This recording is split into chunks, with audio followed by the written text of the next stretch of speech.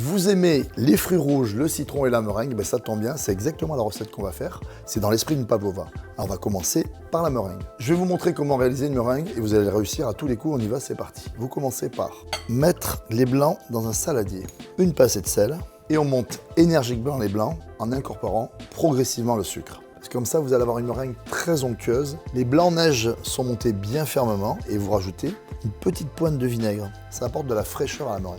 Et maintenant, on va terminer la meringue en rajoutant un tout petit peu de fécule de maïs et on va l'incorporer délicatement. Le sucre dans la meringue, il est super important parce qu'il va apporter de la texture, de la fermeté et surtout, vous allez incorporer votre sucre progressivement. Alors on y va, c'est parti, maintenant on couche.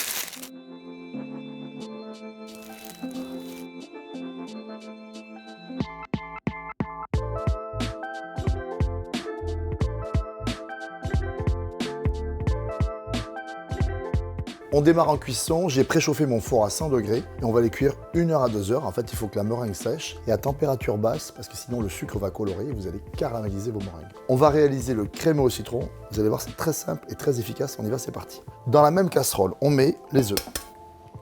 Tac.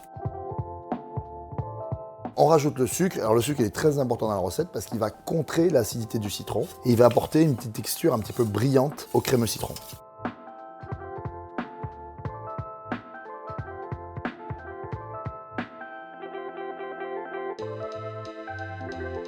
La crème est presque prête, on va rajouter un tout petit peu de fécule de maïs, ça va aider à la liaison et on va rajouter un tout petit peu de beurre.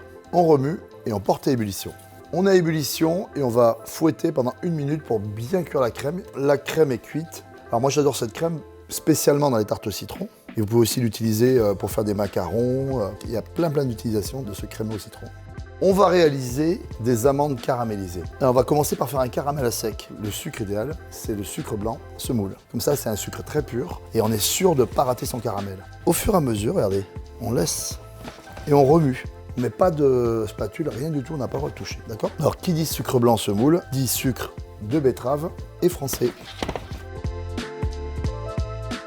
On est toujours sur un feu un petit peu vif et on va cuire. On enrobe les amandes. Dès qu'elles sont caramélisées, on stoppe le feu. Je rajoute un tout petit peu de fleur de sel pour la gourmandise, une micro noix de beurre pour détacher les amandes et on les débarrasse sur un petit papier sulfurisé. Là, on va prendre soin de bien les détacher.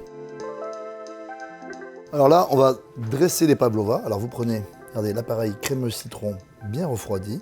Hop, vous en mettez un tout petit peu au fond. Et là, on va rajouter les fruits rouges. Faites-vous plaisir, soyez créatifs. Hop.